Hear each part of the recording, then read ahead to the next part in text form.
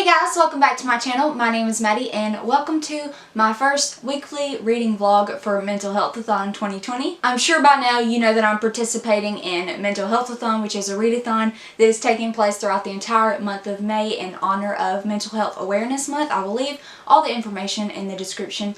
If you're interested, you still have time to participate at the time that you're seeing this video, so you should join if you haven't already. It's May 1st around like 4 p.m. and I've had such a productive day already. I've read quite a good bit in 2 different books today, and I finished filming and editing my April wrap-up, and now I'm finally going to start reading for Mentalhealthathon. The first book I'm going to be reading is Brain on Fire by Susanna Cahalan, and I'm excited. This is a nonfiction book about a mysterious illness that would have killed her if it hadn't been discovered, and you guys know I'm definitely interested to know what that illness was. I will certainly update you once I get into this book and get a decent amount of the way through. I don't know how much of it I'm going to get done today because I'm also starting a buddy read with Ariel from Ariel Enchanted, and I think I need to read like 73 pages to catch up with her in the buddy read for today, so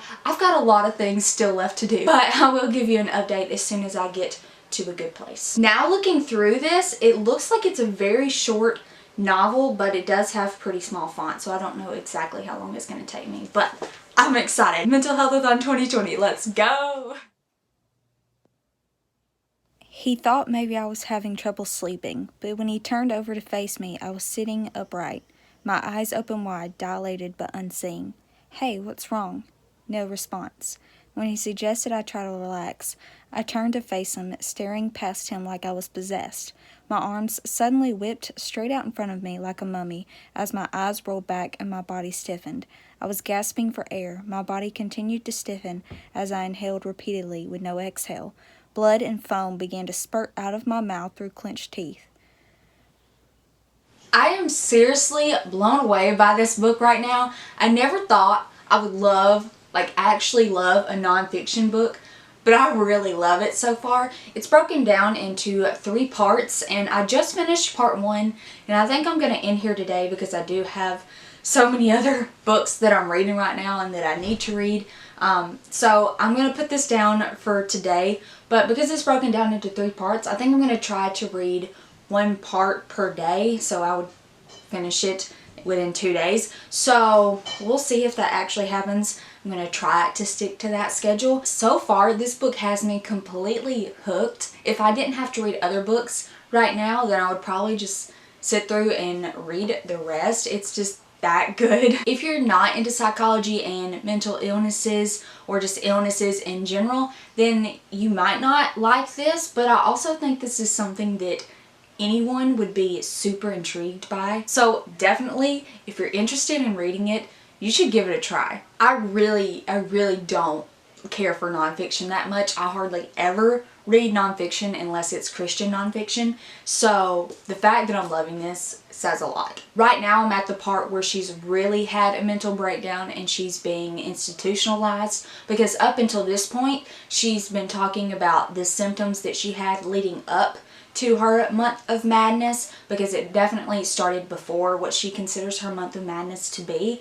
But it's just like here and there symptoms, and she's having lots of seizures and different symptoms like that no one really understands, but people are just writing it off. Like one of the doctors she's seeing is writing all of her symptoms off as alcohol withdrawals because he thinks that she's lying about how much she's been drinking. And it's just like all kinds of crazy stuff. Like these doctors aren't believing that something is actually wrong with her, and it is making me so furious, but I know eventually they're gonna find out what was wrong with her. Anyway, super intriguing. I will update you tomorrow.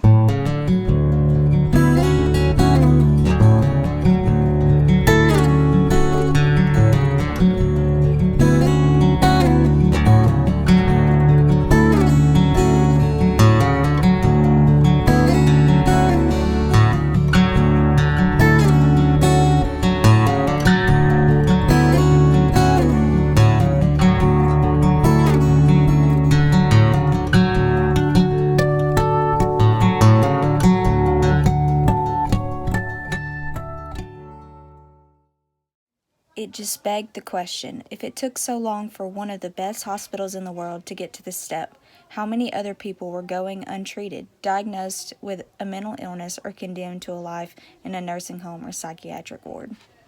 I just finished part 2 and oh my gosh, this book has been a complete journey. So part 2 is all about her 1-month stay in the hospital, and so she just got released in order to do treatments at home. And like, oh my gosh, this book has made me so emotional, just like following along with her on her journey and like all the awful things that she had to go through in order to get a diagnosis, and just all the awful symptoms that she had to experience.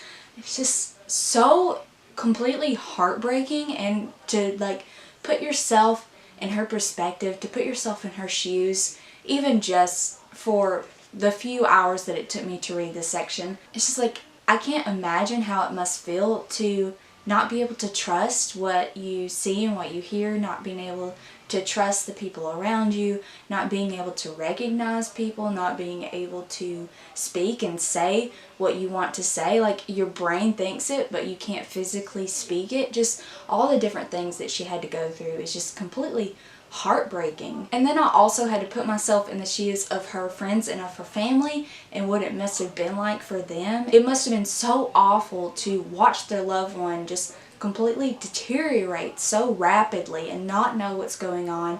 None of the doctors have any idea what is happening. All the tests are coming back negative, so they have no idea what's wrong with her, but obviously something is terribly, terribly wrong. And then just she gets this one doctor who thinks differently than all the others and who does just simple tests that the other doctors didn't think of to do. And then like all of a sudden, out of nowhere, they get a clue as to what's going on. And it's just like, it's just a journey. I can't describe it as anything other than that. It's just a complete journey, and I cannot wait to read part 3 because I know it's probably going to be like her recovery. And with her diagnosis, she could return to her normal self up to 90%. Which, like, so that's still not a full, complete recovery. But even through treatments, doing everything you can, there's still a 4% mortality rate. So it's like, even though they finally have a diagnosis, they can finally start treating her for what she actually has going on wrong with her, there's still a chance that she could die. And so there's like this really just heartbreaking but positive blend of new information, positive information mixed with really negative information because they have no idea which way things are going to go. And obviously we know that she makes it out okay because she's well enough to write this book, which is written very well, might I add. But at this point in her journey, her and her family have no idea if she's actually going to recover. It's a very emotional reading experience. Hey guys, it's actually Monday.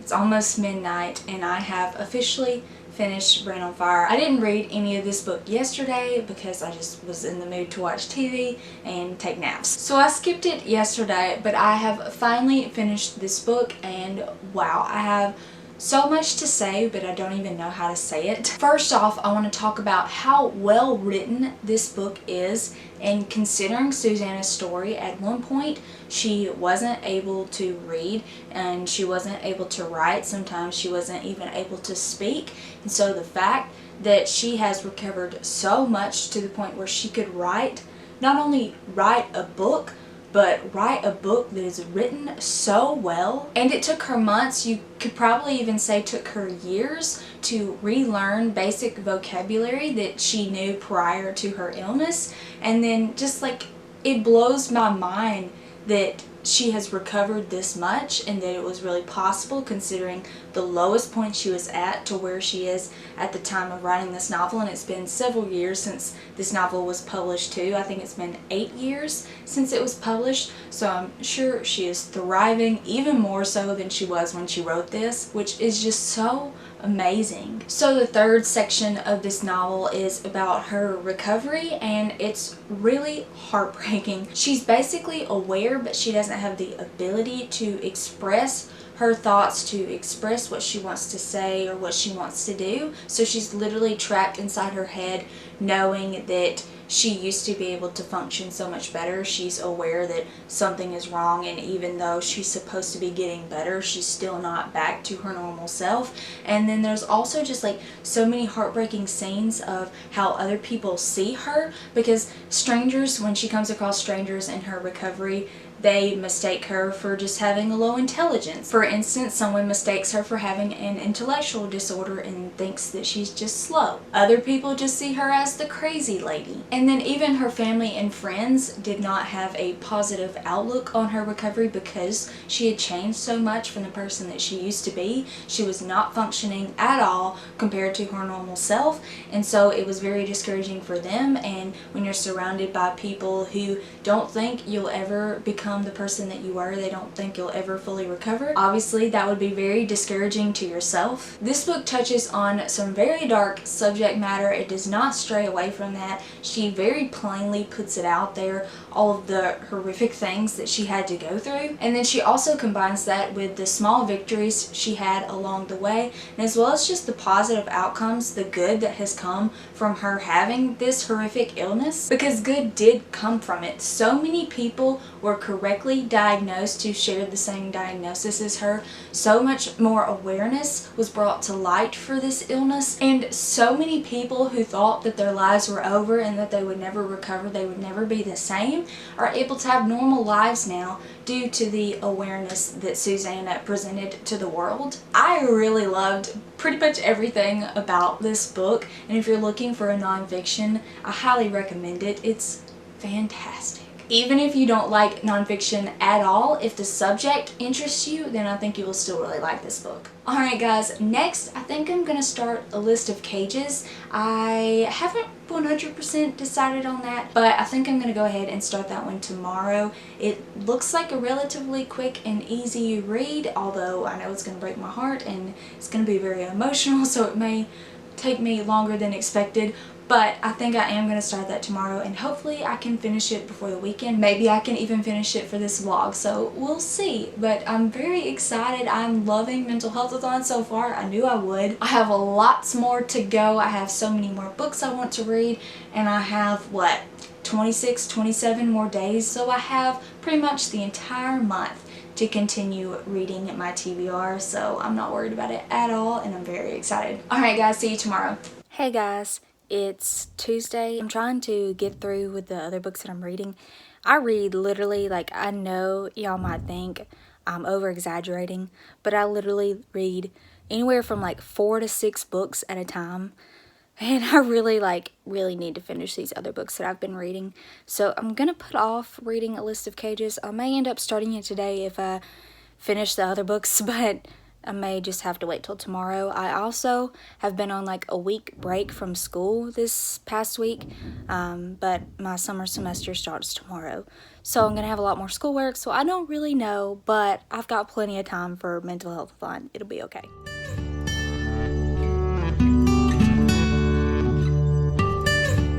Hey guys, so I actually did start A List of Cages. If you don't know, this is a YA hard-hitting contemporary following 2 boys. One is a senior in high school and one is a freshman, and they actually used to be foster brothers, but they got separated for reasons unknown, and they have not seen each other since. But then they are able to reconnect because it turns out that they are going to the same high school. And I thought that this book mainly followed Adam, who is the senior boy in high school, but it turns out that it actually mostly follows Julian. I have read the first 3 chapters, and the first 2 follow Julian, and then the 3rd one follows Adam. So I was very surprised to start the book out in Julian's perspective. I just wasn't expecting that for some reason, because the synopsis makes it sound like the main character is Adam, but wondering if the main character is actually Julian, and I just didn't know. Obviously this book talks about mental health and the foster care system, but I did want to mention that it focuses heavily on bullying so far, so just be aware of that. It's already pulling on my heartstrings, and I'm glad that I decided to go ahead and start this today.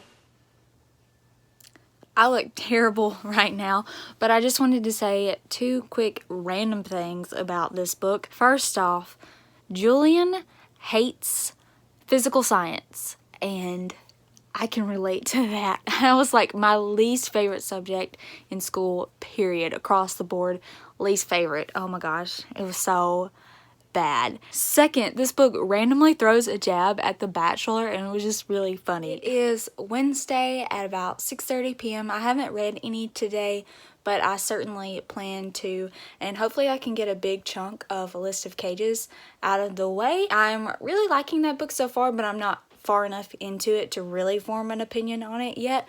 But I don't see myself not liking it.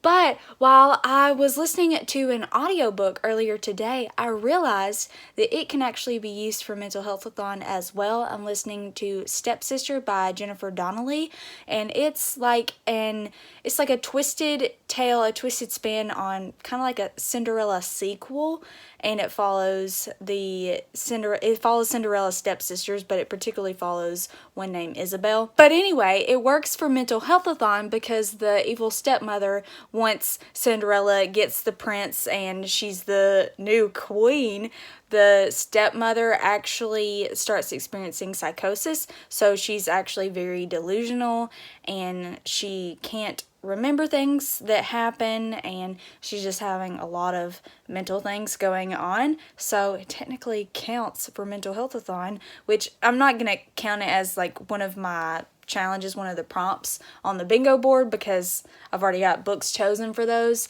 But it has mental health representation, which was very surprising. So I thought I would go ahead and mention it. So I picked up A List of Cages again, and oh my gosh, this book, I didn't expect to relate to it, but it's so relatable. Just, I don't want to spoil it for you, but I'm learning more about Julian's past, and let me just read you an excerpt. This is from Adam's perspective whenever they were foster brothers in the past. Then in the middle of the night, I was woken by a strangled whimper. Julian? I climbed out of bed and stood over him. Tears were shining on his cheeks. Want me to get my mom? He shook his head and began to cry, only I couldn't really call it that. It was convulsing. It was dying. It was the most pain noise I've ever heard another human being make. No one should be capable of that sort of agony and still live. I was scared to stay with him. I was scared to leave him. Relatable. I don't mean to get too deep here, but that's exactly how I felt when my dad died. Like, to the T. I just want to give this kid a hug. I just got to part 2. Oh my god, y'all. I'm sorry, y'all. I know I keep quoting, but listen to this. I used to think struggle was what aged you, but if that were the case, Julian should have been 100 years old. Now I wonder if the opposite is true. Maybe instead of accelerating your age, pain won't let you grow. I feel like this needs to be framed somewhere. Somehow, this book is making me incredibly sad, but so happy at the same time. There's so much, it's just like the perfect balance between just completely heartbreaking material and then completely uplifting and happy material. Like, I literally just went from almost crying to laughing, like literally laughing out loud. Like, oh my gosh, this book, y'all. Maybe 3/4 of the way through, and I just know it's gonna be one of my new favorites.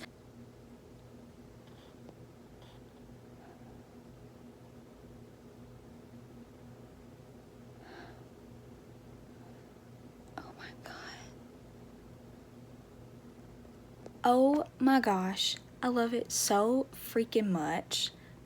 I don't even know what to say. I've got that much left, but it's amazing. Very triggering. I will have a complete list of trigger warnings in the description, and most of them are spoilery, so I recommend not looking at them unless you feel like you need to. But oh my gosh, I really just don't even know what to say right now. Like, I really, really don't. Got another quote for you. Why is time like that? Why does it slow down in the places you don't want it to, but it speeds away when you're happy? There are seriously so many good quotes in this book. I love quotes. If you don't know that about me, I love quotes, and I keep a journal. I call it like my quote journal. It's just a notebook filled with all my favorite quotes, mostly from books but some of them aren't. Anyway, when I find a book that has a lot of quote-worthy lines, it speaks to me. There's just something about it, and like it automatically makes me love a book even more. But this one, like I can't even count on both hands how many awesome quotes that I've already read so far. Like, it's so beautiful and tragic, but weirdly optimistic. I don't know how to describe it, but this book is amazing. Y'all should read it. Amen and amen. Alright guys, the TV is probably really loud in the background, but I have to talk about this book. I ended up finishing this book last night, which I had no intentions of doing, but once you get past like the halfway mark, you can't put it down. Like, it's physically impossible to put this book down because so much is going on, and it's just wow. As you could probably tell from my previous clips from last night, like, I was literally crying and laughing like every other page. It was completely like ridiculously emotional, but in the best way. It was so good.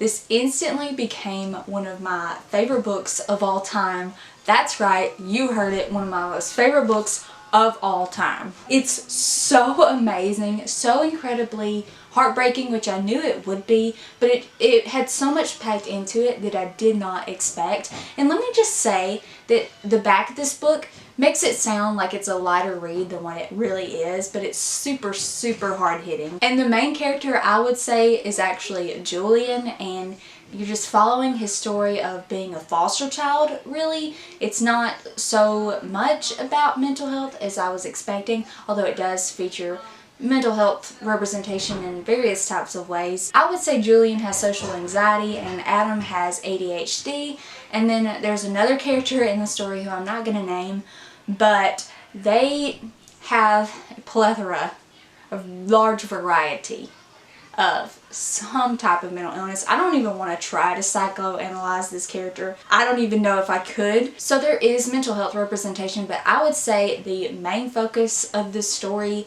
is just following what it's like to be a foster child. And I would also say a large majority of the story is a deeper look into what it's like to be bullied and to be a social outcast. This book touches on so many hard-hitting, deep topics. I don't know what else I could say to make you read this book, but it's just so amazing. It's definitely one of my new favorites. I absolutely love it so much. You absolutely should read this book. Please do yourself a favor, read it. You may cry.